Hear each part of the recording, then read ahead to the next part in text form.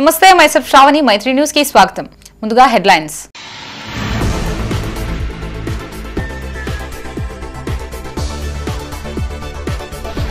November 15వ తేదీన special Lok Adalat సద్వినియోగం చేసుకోవాలని కోరిన న్యాయ సేవాధికార సంస్థ.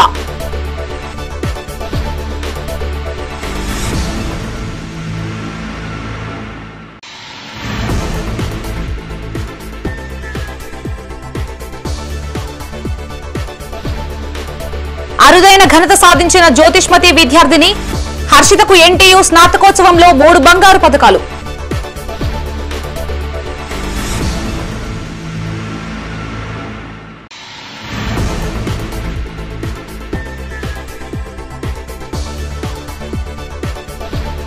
ప్రభుత్వ ఉద్యోగులు లంచాలు అడగడం తీసుకోవడం నేరం. 1064 కు ఫోన్ చేసి ఫిర్యాదు చేయవచ్చన్న ACB DSP Vijay Kumar.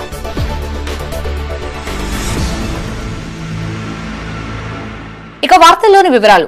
November 15వ తేదీన ప్రత్యేక లోక్ అదాలత్ ను ఏర్పాటు చేశామని జిల్లా న్యాయ సేవాధికార సంస్థ అధికారులు తెలిపారు.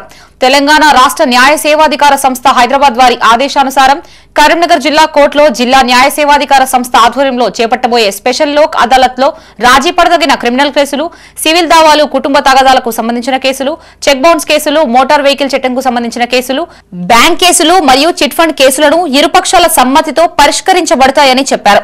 కావున కక్షిదారులు ఈ అవకాశాన్ని సద్వినియోగం చేసుకోవాలని కోరారు.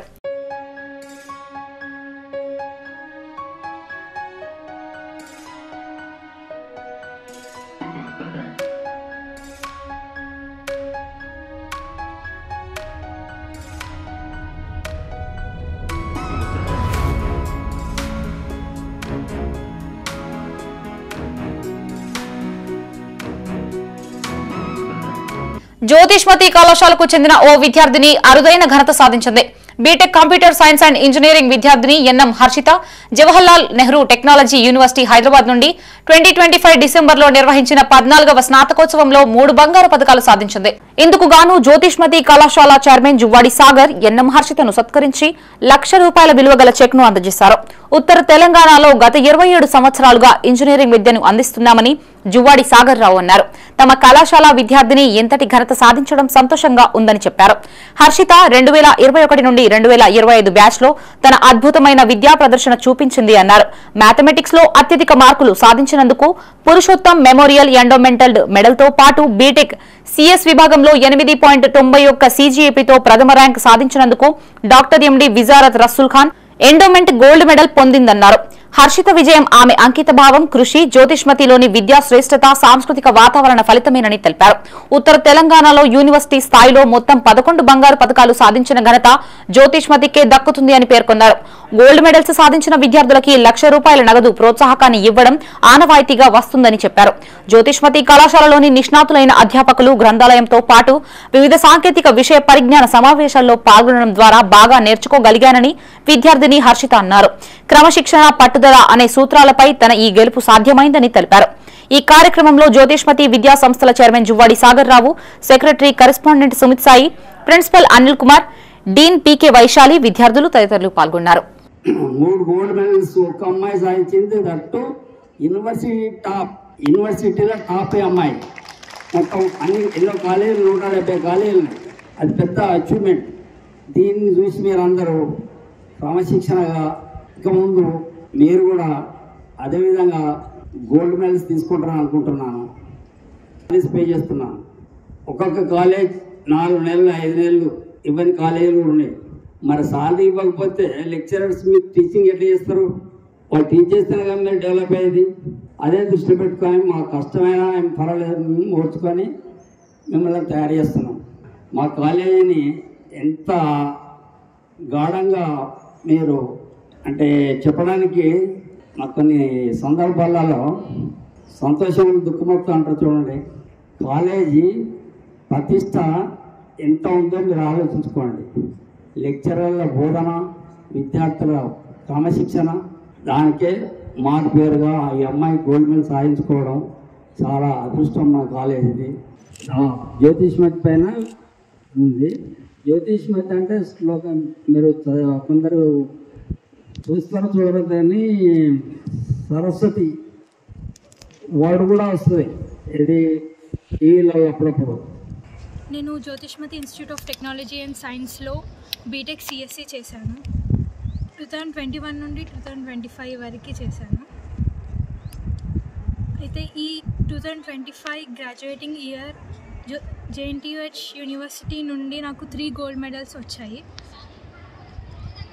Best outgoing student CSC out of all JNTUH affiliated colleges for securing mathematics 1లో హైయెస్ట్ ర్యాంక్స్ వచ్చినందుకు, ఇంకా first rank out of all JNTUH affiliated colleges, ఇందుకు నాకు 3 గోల్డ్ మెడల్స్ వచ్చాయి. అండ్ నా ఈ సక్సెస్లో నేను నా college Jyothishmathi institute of technology and సైన్స్కి నా ధన్యవాదాలు తెలుపుకుంటున్నాను. వాళ్ళు లేకుండా నేను ఇంత దూరం వరకు వచ్చేదాన్ని కాదు. మా చైర్మన్ సార్ జె సాగర్రావు గారు మాకు అందించిన రిసోర్సెస్ కానీ ఆపర్చునిటీస్ కానీ చాలా హెల్ప్ అయ్యాయి నా జర్నీలో. వాళ్ళు ఎప్పుడూ ఈ కాలేజ్కి డెడికేటెడ్ వర్క్ చేసేవారు. నేను కొత్తపల్లి హవేలీ నుండి వచ్చాను. మా నాన్నగారు గవర్నమెంట్ టీచర్ అండ్ ఎప్పుడూ నన్ను ఎంకరేజ్ చేస్తూ ఉంటారు. వాళ్ళకి కూడా నేను చాలా రుణపడి ఉంటాను ఇప్పటికీ. వాళ్ళు కూడా నా జర్నీలో చాలా ఇంపార్టెంట్ పార్ట్ ప్లే చేశారు. ఇంకా అంతేకాకుండా మా కాలేజ్లో నాకు దక్కిన ఆపర్చునిటీస్ కానీ రిసోర్సెస్ కానీ ఎంకరేజ్మెంట్ అండ్ సపోర్ట్ గైడెన్స్ వల్లే ఇదంతా పాసిబుల్ అయింది. ప్రభుత్వ ఉద్యోగులు లంచాలు అడగడం తీసుకోవడం చట్టరీత్యా నేరమని ఏసీబీ డీఎస్పీ విజయ్ కుమార్ అన్నారు. కరీంనగర్లోని ఏసీబీ కార్యాలయంలో ఆయన మీడియాతో మాట్లాడారు. ఉద్యోగులు లంచాలు అడిగితే 1064 నెంబర్కు కాల్ చేసి సమాచారం అందించాలని కోరారు. న్యాయపరమైన పనులకి లంచం అడిగితే నేరస్తులు అవుతారని తెలిపారు. జగిత్యాల, సిరిసిల్ల, పెద్దపల్లి, కరీంనగర్ జిల్లాల్లో పలు కేసులు నమోదు చేశామని చెప్పారు. ఫిర్యాదుదారుల పేరు, వివరాలు గోప్యంగా ఉంచబడతాయని స్పష్టం చేశారు. ఇప్పటి వరకు పలు కేసుల్లో 35 మందిని అరెస్టు చేశామని తెలిపారు.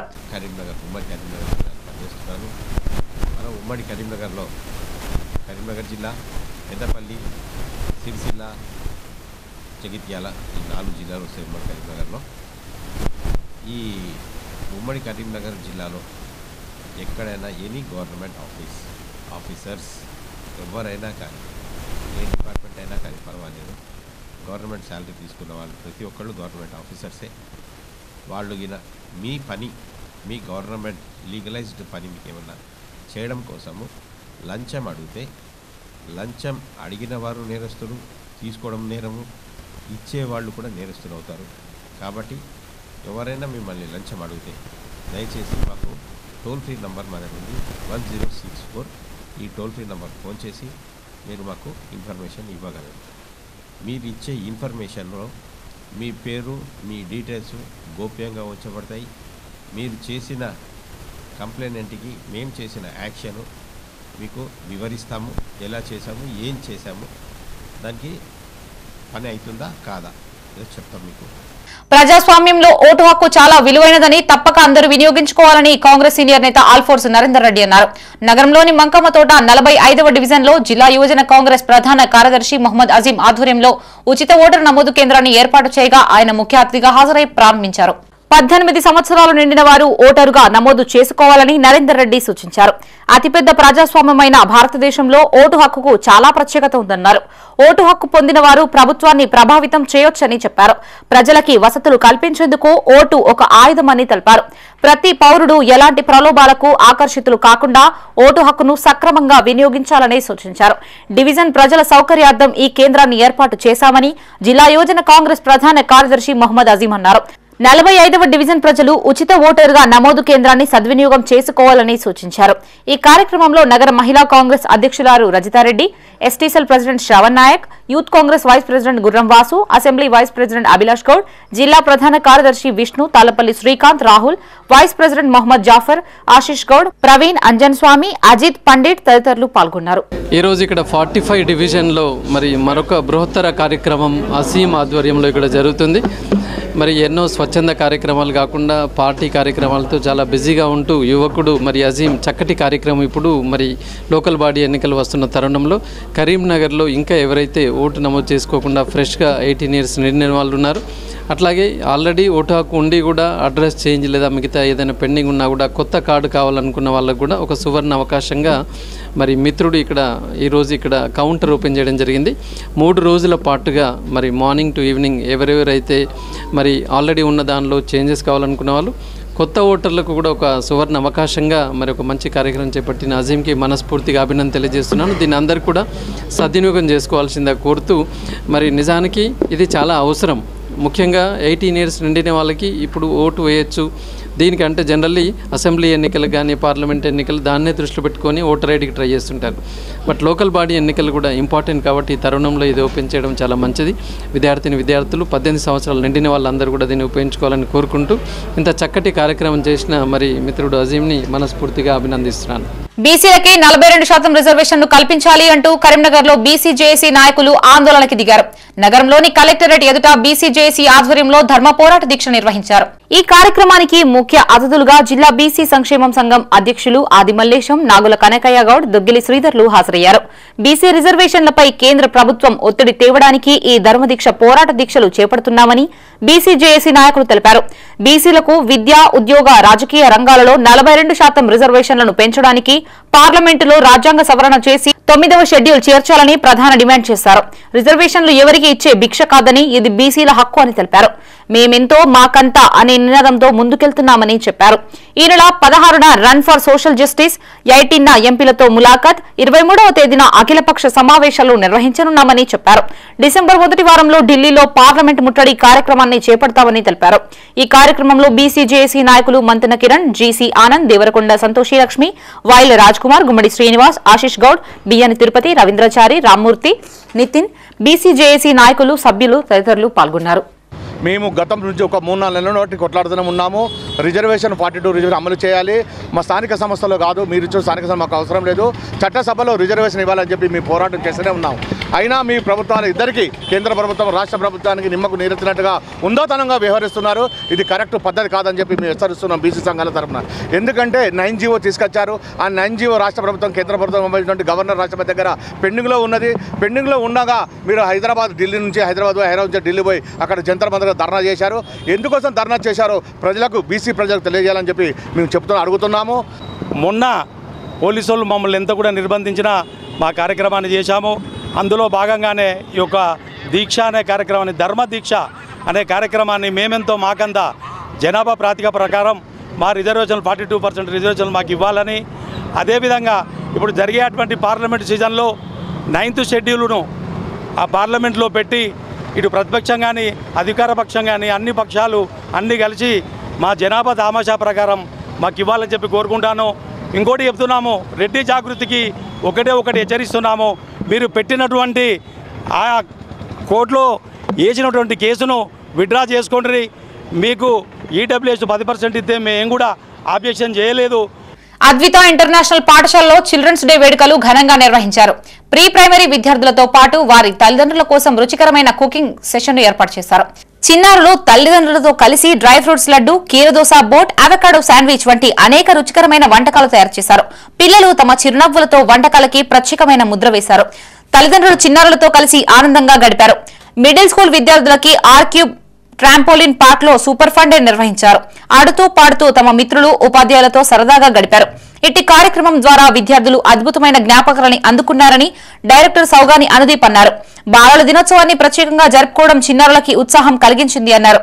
ఈ కార్యక్రమంలో డైరెక్టర్ అనుదీప్ తో పాటు ప్రిన్సిపల్ మాధురి, శ్వేత, ఉపాధ్యాయులు, విద్యార్థులు, తల్లిదండ్రులు పాల్గొన్నారు.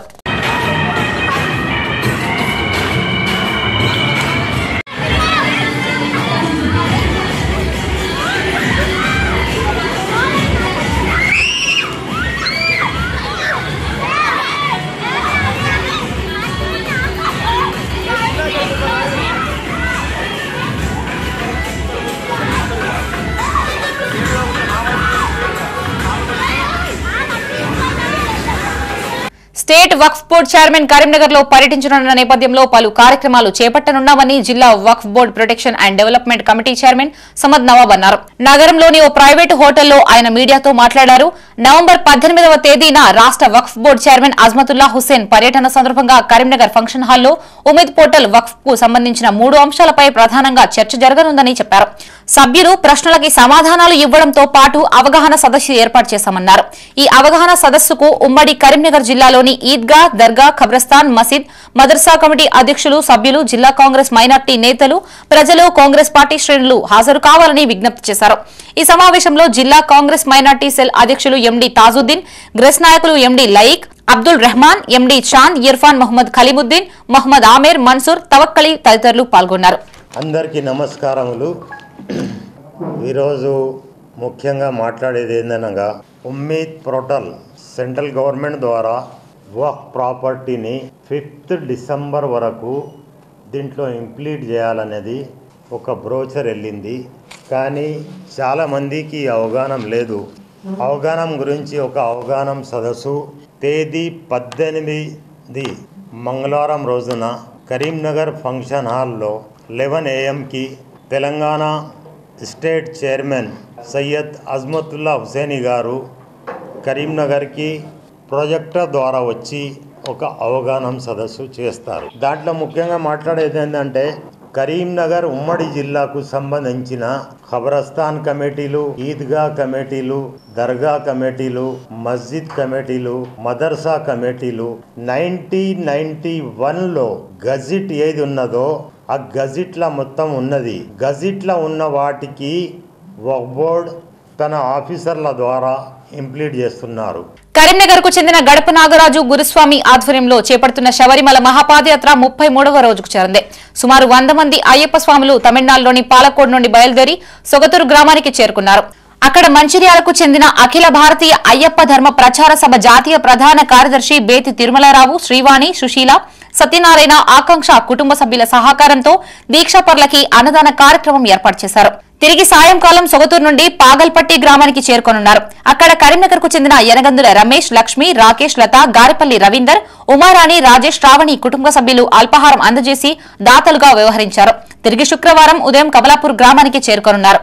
అఖిల భారతీయ అయ్యప్ప ధర్మ ప్రచార సభ ABAP జాతీయ ప్రధాన కార్యదర్శి బేతి తిరుమలరావు మంచిర్యాల్, వారి గోత్రం జనకరి గోత్రం జనూరి సుశీల, బేతి తిరుమలరావు, వాణి శ్రీవాణి, డాక్టర్ నవ్య, అనంతసాయి, సత్యనారాయణరావు, ఆకాంక్ష, ప్రసన్న, ఉమాదేవి, కరుణాకర్రావు, కుమారుడు సందీప్ రావు వారి కుటుంబం క్షేమం ఉండాలని హరిహస్తున్న ఎప్సం పెట్టుకుని స్వామి స్వామి స్వామి పూర్ణే సదా పూర్ణే శంకర ప్రాణవల్లభే జ్ఞాన వైరాగ్య సిద్ధార్థం దేశపాతి ప్రభువే స్వామి. ప్రముఖ ఆంగ్ల అధ్యాపకుడు ధనపురి సాగర్ డిగ్రీ నోట్స్ ను రూపొందించారు. కరీంనగర్లోని వివేకానంద డిగ్రీ పీజీ కళాశాలలో ప్రిన్సిపల్ శ్రీనివాస్ చేతుల మీదుగా డిగ్రీ ఫస్ట్ సెమిస్టర్ నోట్స్ ను ఆవిష్కరించారు. సీనియర్ ఆంగ్ల అధ్యాపకుడిగా ఎన్ఎస్ఎస్ ప్రోగ్రామ్ ఆఫీసర్ గా పనిచేస్తున్న ధనపురి సాగర్ ఈ స్టడీ మెటీరియల్ ను తాను స్వయంగా రూపొందించారు. డిగ్రీ కళాశాల విద్యార్థులకి ఈ నోట్స్ ఎంతగానో ఉపయోగపడుతుందని శ్రీనివాస్ అన్నారు. సులభంగా అర్థం చేసుకుని పరీక్షల్లో ఉత్తమ మార్కులు పొందొచ్చునని తెలిపారు. సామాన్య విద్యార్థులకి సైతం అర్థమయ్యే విధంగా రూపొందించాను అని ధనపురి సాగర్ అన్నారు. దూర ప్రాంత విద్యార్థులకి ఉచితంగా పొందేందుకు 8855549467 నెంబర్కు వాట్సాప్ చేస్తే వారికి పీడీఎఫ్ రూపంలో పంపిస్తామని చెప్పారు. ఈ కార్యక్రమంలో కళాశాల correspondent Agam Rao, principal Srinivas, ACOB Sampath Kumar, AOB Shravan Kumar, కళాశాల వివిధ విభాగ అధిపతులు మొహమ్మద్ సలీం, నాంపల్లి శ్రీనివాస్, అధ్యాపకులు, విద్యార్థులు తదితరులు పాల్గొన్నారు. 2025-26వ సంవత్సరంలో డిగ్రీ మొదటి సంవత్సరంలో చేరిన విద్యార్థులకు Telangana state council of higher education ముఖ్యంగా ఆంగ్ల సబ్జెక్టులో సిలబస్ని మార్చడం జరిగింది. దీనివల్ల ఇంత క్రితం ఉన్నటువంటి నోట్స్ మెటీరియల్ పిల్లలకు పనికి రాకుండా పోవడం వల్ల ఈ కొత్త సిలబస్ ప్రకారము మా కళాశాలలో పనిచేస్తున్న ధనపురి సాగర్ అనే సీనియర్ ఆంగ్ల ఉపాధ్యాయుడు సరళంగా పిల్లలకు అర్థమయ్యే రీతిలో ఈ నూతన సిలబస్ ప్రకారము ఇంగ్లీష్ నోట్స్ని రిలీజ్ చేయడం జరిగింది. ఇది తప్పనిసరిగా, ఎందుకంటే ఇది ప్రతి సబ్జెక్ట్ ప్రతి సెమిస్టర్ సిలబస్ని నోట్స్ రూపంలో తీసి పిల్లలకు అందించడము ఆయన అలవాటు. కాబట్టి తప్పకుండా ఇది కూడా విద్యార్థులకు మంచి మార్కులు సాధించడంలో ఉపయోగపడుతుందనేది నా ఉద్దేశం. సిపిఐ శతవసంతాలు పూర్తి చేసుకున్న సందర్భంగా ఏర్పాటు చేసిన ప్రచార జాత నవంబర్ 17వ తేదీన కరీంనగర్ జిల్లాకు చేరుకోనుందని జిల్లా సిపిఐ కార్యదర్శి పంజాల శ్రీనివాస్ అన్నారు. నగరంలోని బద్దం ఎల్లారెడ్డి భవన్ లో జిల్లా సిపిఐ శాఖ ఆధ్వర్యంలో ఏర్పాటు చేసిన సమావేశానికి నగర సిపిఐ కార్యదర్శి పైడిపల్లి రాజు అధ్యక్షతన వహించారు. భారతదేశ రాజకీయ చరిత్రలో 100 సంవత్సరాలు ప్రజల కోసం పనిచేసిన ఏకైక పార్టీ సిపిఐ పార్టీయేనని శ్రీనివాస్ తెలిపారు. ఈ 100 ఏళ్ల పోరాటాల్లో వేలాది మంది ప్రాణాలు అర్పించారని గుర్తు చేశారు. 17న కరీంనగర్, తిమ్మాపూర్, చిగురుమామిడి, 18న సైదాపూర్, హుజురాబాద్ మండలాల్లో జాత సాగుతుందని చెప్పారు. జాతలో ప్రజలు అధిక సంఖ్యలో పాల్గొని విజయవంతం చేయాలని పిలుపునిచ్చారు. ఈ సమావేశంలో నగర సిపిఐ కార్యదర్శి కసిరెడ్డి సురేందర్ రెడ్డి, సహాయ కార్యదర్శులు పైడిపల్లి రాజు, న్యాలపట్ల రాజు, కార్యదర్శులు బీర్ల పద్మ, కొట్ట అంజలి, భారతి, సత్యం, సంతోషాచారి, మురళి, ఆంజనేయులు, అరవింద్, రమేష్, నర్సయ్య తదితరులు పాల్గొన్నారు. 100 సంవత్సరాలు పూర్తి చేసుకుంటున్న సందర్భంగా శతజయంతి ఉత్సవాలను రాష్ట్ర వ్యాప్తంగా ఘనంగా నిర్వహించుకుంటా ఉన్నాం. అందులో భాగంగా జోడేగఢ్ నుంచి రాష్ట్ర జాత ప్రారంభమై కరీంనగర్లో 17, 18 తేదీలలో ప్రచార జాత కొనసాగుతూ ఉంది. ఆ వెలుతురులోనే జిల్లాలో డిసెంబర్ 8 నుంచి 14వ తేదీ వరకు జిల్లా వ్యాప్తంగా ప్రచార జాత నిర్వహిస్తూ భారత కమ్యూనిస్ట్ పార్టీ 100 సంవత్సరాల చరిత్రను వివరించుకుంటూ డిసెంబర్ 14వ తేదీన కరీంనగర్లో 5,000 మందితోని జరిగే భారీ బహిరంగ సభకు సంబంధించినటువంటి పెండింగ్ వేతనాలు తక్షణమే చెల్లించాలి అంటూ కరీంనగర్ ప్రభుత్వ ప్రధాన ఆసుపత్రిలో కార్మికులు ఆందోళనకి దిగారు. నగరంలోని గవర్నమెంట్ హాస్పిటల్లో ప్రభుత్వ hospital workers and employees union ఆధ్వర్యంలో హాస్పిటల్ సూపరింటెండెంట్ వీరారెడ్డికి వినతి పత్రం అందజేశారు. ప్రధాన ఆసుపత్రిలో పనిచేస్తున్న sanitization, patient care, security guards, plumber కార్మికులకి గత 2 నెలలుగా జీతాలు అందడం లేదని ఆ సంఘ గౌరవ అధ్యక్షుడు బండారి శేఖర్ అన్నారు. ప్రతిసారి జీతాల కోసం ఆందోళనలు చేపట్టాల్సిన దుస్థితి ఏర్పడింది అన్నారు. అధికారులు స్పందించి కార్మికులకి రెగ్యులర్ గా జీతాలు అందించేలా చర్యలు తీసుకోవాలని డిమాండ్ చేశారు. ఈ కార్యక్రమంలో యూనియన్ అధ్యక్షులు అరుణ్, రాజు, నరేష్, రాజయ్య, వేణు, శేఖర్, అరుణ, రాజేశ్వరి, పోచయ్య తదితరులు పాల్గొన్నారు. ప్రభుత్వ హాస్పిటల్లో పనిచేసినటువంటి patient care, sanitation, security guards యొక్క పెండింగ్ జీతాలు ఇవ్వాలని చెప్పేసి కరీంనగర్ ప్రభుత్వ హాస్పిటల్ సూపరింటెండెంట్ గారికి డాక్టర్ వీరారెడ్డి గారికి ఫిర్యాదు దరఖాస్తు ఇవ్వడం జరిగింది, వినతి పత్రం ఇవ్వడం జరిగింది. గత 2 నెలలుగా కార్మికులకు జీతాలు రావడం లేదు. జీతాలు ఇవ్వాలని చెప్పేసి ఏజిల్ సంస్థ యాజమాన్యం గారితో మాట్లాడితే మాకు 332 బెడ్లకే బిల్లు వస్తుంది, మాకు మిగతా దానికి బిల్లు వస్తుంది అని చెప్పేసి చెప్తా ఉన్నారు. గత 2 సంవత్సరాలుగా ఇదే సమస్యపై మా యూనియన్ గా ప్రభుత్వ hospital workers and employees union గా అనేక సార్ల ఇక్కడ ధర్నాలు చేసినాం, సమ్మెలు చేసినాం. ఆ తర్వాత హైదరాబాద్ లో డిఎంఏని కలిసినాం. ఖమ్మం వాళ్ళు కోర్టుల కేసు వేసారు, వాళ్లకు 540 బెడ్లకు బిల్లు వస్తున్నది. కానీ ఏజిల్ సంస్థ యాజమాన్యం కోర్టుకోలేదు. ఎక్కడికి పోకుండా నిర్లక్ష్యంగా వివరించడం వల్ల ఈరోజు కార్మికులకు రెగ్యులర్ గా జీతాలు రావడం లేదు. మాకు జీతాలు రాకపోతే ఆదివారం లోపు కార్మికుల పెండింగ్ లో ఉన్నటువంటి 2 నెలల జీతాలు రాకపోతే సోమవారం నాడు కలెక్టరేట్ దగ్గర ధర్నా చేసి జిల్లా కలెక్టర్ గారి దృష్టి కూడా ఈ సమస్యను తీసుకుపోవడం జరుగుతూ ఉంది. ప్రతిసారి ధర్నాలు, ఆందోళన చేస్తే జీతాలు ఇస్తున్నారు సివిల్ హాస్పిటల్. ఇది మంచి పద్ధతి కాదు, మంచి సంస్కృతి కాదని చెప్పేసి యాజమాన్యానికి ఇటు ప్రభుత్వ యంత్రాంగాన్ని కూడా తెలియజేస్తున్నాం. ఇప్పటికైనా కూడా తక్షణమే జీతాలు చెల్లించాలి, లేదంటే మా ఆందోళన తీవ్రతరం చేస్తామని చెప్పి సందర్భంగా హెచ్చరిస్తాం. గన్నేరువరంలో డబుల్ రోడ్డు నిర్మాణం కోసం నవంబర్ 16వ తేదీన రాజీవ్ రహదారిపై తలపెట్టనున్న మహాధర్నాను విజయవంతం చేయాలని యువజన సంఘాల నాయకులు పిలుపునిచ్చారు. కరీంనగర్ జిల్లా గన్నేరువరం మండల కేంద్రంలో మహాధర్నాకు సంబంధించిన పోస్టర్లను ఆవిష్కరించారు. రోడ్డు వేస్తారా, ప్రాణాలు తీస్తారా అంటూ నినాదాలు చేశారు. గుండ్లపల్లి నుండి పొత్తూరు వరకు 71 కోట్లతో డబుల్ రోడ్డు మంజూరై 3 ఏళ్లు గడుస్తున్నా అధికారులు పట్టించుకోవడం లేదని యువజన సంఘాల నాయకులు కాల్వ నాగరాజు అన్నారు.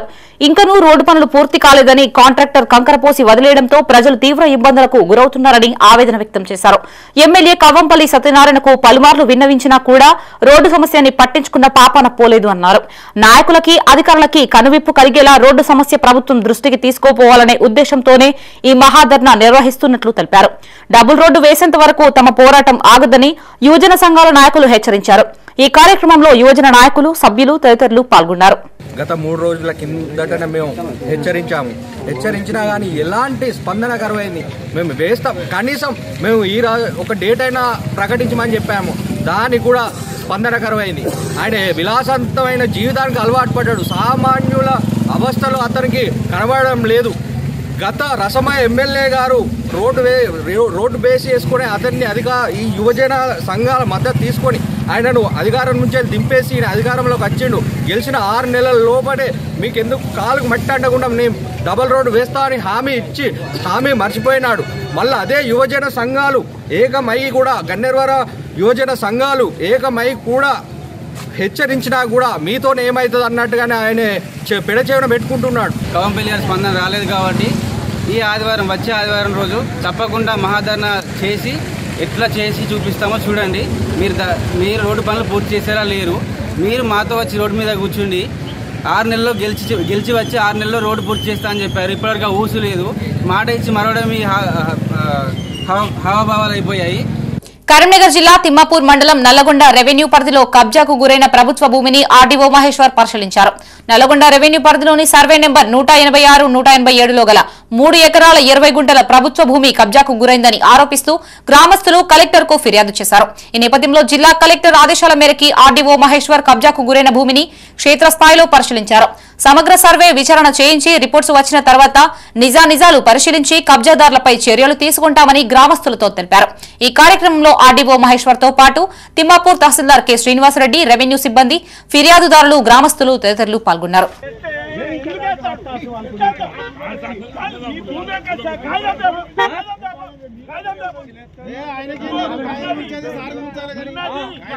మీకు తల్లిదండ్రులు గౌరవించే విధానం తెలుసు. లేనోడు మంచిగా మాట్లాడతాను. తల్లిదండ్రులు ఏంటంటే మీరు మంచి పెద్ద కులంలో పిచ్చి పిచ్చి మాటనా ఏమో కాబట్టి మీరు ఏం చేస్తారో ఈ భూమిలో ఎవరు ఉన్నారు ఇప్పుడు మాకు కావాలి. ఈ 186 లో ఆన్లైన్ లో ఎవరు ఉన్నారు? నువ్వు మాకు రోజు ఏం చేస్తావు ఫోన్ లో శ్రీరామరావు దుంతాడు. 2 కొట్లాడితే ఇది 3 రిజిస్ట్రేషన్ చేసారు సార్.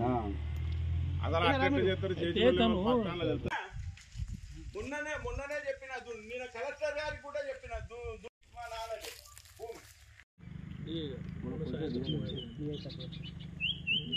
ఇది మొన్న ఆర్ఐ గారు అశోక్ ఆర్ఐ గారు ఇక్కడ ఉండి అందరు కబ్జా చేసిండ్రు. అక్కడ 2 ఎకరాల 10 గుంటలు కబ్జా జరిగిందని చెప్పి వారు ఇచ్చిన సార్ అది అయిపోయింది సార్. ఈ ఎకరా 10 గుంటల భూమిని ఇప్పుడు ఎవరి పేరు మీద ఉన్నది మాకు కావాలి. ప్రభుత్వ పేరు మీద ఉందా లేదా? ఇంకా తర్వాత అంతే అయిపోతుంది.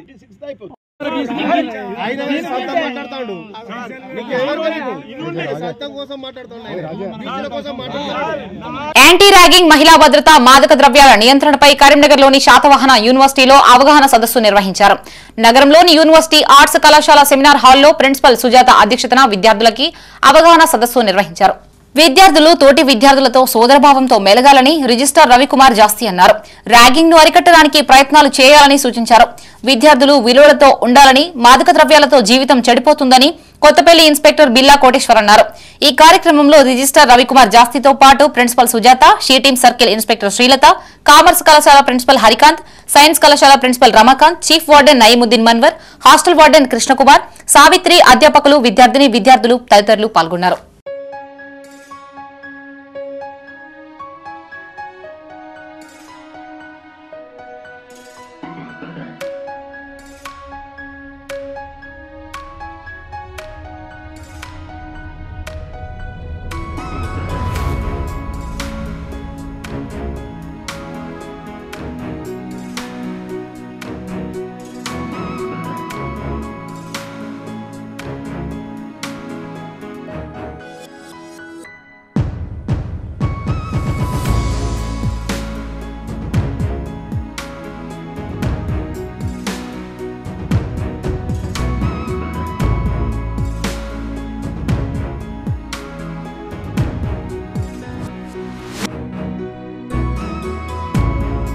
ఇవి బులెటిన్ విశేషాలు. మరిన్ని తాజా వార్తలతో మరో బులెటిన్ తో మళ్ళీ కలుసుకుందాం. అంతవరకు సెలవు. చూస్తూనే ఉండండి మైత్రి న్యూస్. మేము లోకల్, మడ్డా, కరీంనగర్. Sign out Shravani.